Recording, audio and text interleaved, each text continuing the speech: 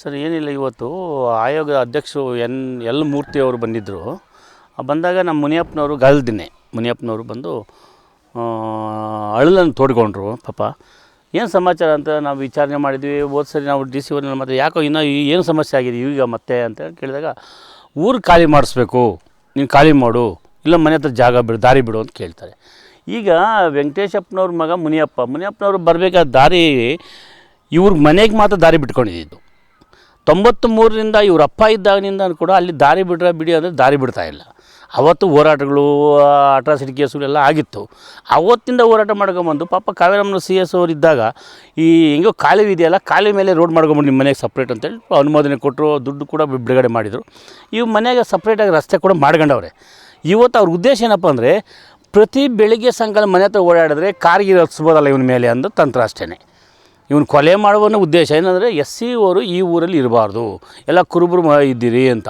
ನಾವು ಸಿದ್ದರಾಮಯ್ಯನವ್ರನ್ನ ಮುಖ್ಯಮಂತ್ರಿ ಮಾಡಬೇಕಾದ್ರೆ ದಲಿತರು ಅಂತ ಹೇಳ್ತಾರೆ, ನಾವು ಕೂಡ ಅವ್ರಿಗೆ ಬೆಂಬಲ ಕೊಡ್ತೀವಿ. ಈ ದಲಿತರು ವಾಸ ಮಾಡ್ತೀವಿ ಒಂದೇ ಒಂದು ಮನೆ ಅಂದರೆ ಇಲ್ಲಿ ಬದುಕಬಾರ್ದು ಅಂತ.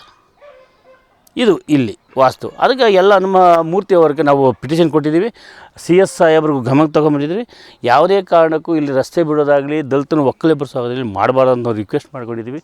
ಅದನ್ನು ಪರಿಶೀಲನೆ ಮಾಡಿ ಕ್ರಮ ಕೈಗೊಳ್ತೀವಿ ಅಂತ ಹೇಳಿದ್ದಾರೆ ಸರ್. ಅಲ್ಲ, ಈ ಹಿಂದೆ ಇತ್ತಲ್ವ ರಸ್ತೆ, ಎಷ್ಟು ಮನೆಗಳಿಗೆ ರಸ್ತೆ ಇದ್ದಿದ್ದು? ಅದು ಇಲ್ಲ, ಆ ಕಡೆಯಿಂದ ಮನೆ ಇದ್ದಿದ್ದು, ಕುರುಬರ ಬೀದಿಯಿಂದ ರಸ್ತೆ ಇದ್ದಿದ್ದು ಇವ್ರ ಮನೆಗೆ ಬರೋಕ್ಕೆ ಮಾತ್ರ. ಆ ರಸ್ತೆಯಲ್ಲಿ ಓಡಾಡೋಕ್ಕೆ ಅವಕಾಶ ಕೊಡ್ತಿದ್ದಕ್ಕಾಗಿ ಇದು ಸಪ್ರೇಟ್ ಮಾಡ್ಕೊಂಡಿರೋದು. ಈಗ ಈ ಕಡೆ ಇವ್ರ ಮನೆ ಬಿಟ್ಟರೆ ಈ ಕಡೆ ಯಾವುದೋ ಮನೆಗಳಿಲ್ಲ, ಬೇರೆ ಊರಿಲ್ಲ, ಸಂಪರ್ಕ ರಸ್ತೆ ಇಲ್ಲ. ಇವ್ರ ಮನೆ ಹತ್ರ ರಸ್ತೆ ಆಗಬೇಕು ಅಂತ ನನಗೆ ಅರ್ಥ ಆಗ್ತಾಯಿಲ್ಲ. ಅದಕ್ಕೆ ಪಾಪ ನಿಖಿಲ್ ಸಾಹೇಬರು, SP ಸಾಹೇಬರು, ನಿಖಿಲ್ ಸಾಹೇಬರು ಮತ್ತು ಗ್ರಾಮಾಂತರ ಪೊಲೀಸು ಕಾಂತರಾಜ್ ಅವರೆಲ್ಲ ಬಂದು ಇಲ್ಲ ಅವರು ಈ ಸತ್ತು ಆಗಿದೆ, ಖಾತೆ ಇದೆ, ಅದರಲ್ಲಿ ರಸ್ತೆ ಕೇಳೋಕ್ಕೆ ಬರೋದಿಲ್ಲ ಅಂತ ಹೇಳ್ಬಿಟ್ಟು ಇದು ಮಾಡಿದ್ದಾರೆ.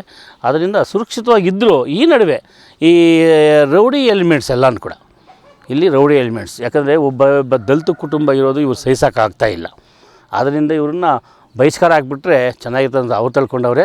ಇದು ಸಂವಿಧಾನದಲ್ಲಿ ಅವಕಾಶ ಇಲ್ಲ. ಏನು ಮುನಿಯಪ್ಪನವರು, ವೆಂಕಟೇಶಪ್ಪನ ಮಗ ಮುನಿಯಪ್ಪನವ್ರಿಗೂ ಈ ಕುಟುಂಬಕ್ಕೆ ಕರ್ನಾಟಕ ದಲಿತ ಸಂಸ್ಥೆನೇ ಅವ್ರಿಗೆ ಸಪೋರ್ಟಾಗಿ ನಿಲ್ತಾರೆ. ಅವ್ರ ರಕ್ಷಣೆಗಾಗಿ ನಾವು ಇದ್ದೀವಿ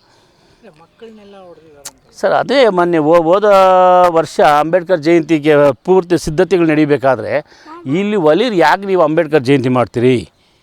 ಉದ್ದೇಶ ಏನಪ್ಪ ಅಂದರೆ, ಅಂಬೇಡ್ಕರ್ ಜಯಂತಿ ಯಾಕೆ ನೀವು ಮಾಡ್ತೀರಿ ಅನ್ನೋ ಉದ್ದೇಶ ಅಷ್ಟೇ ಇವ್ರದ್ದು. ಆದ್ದರಿಂದ ಅದು ಸಾಧ್ಯವೇ ಇಲ್ಲ.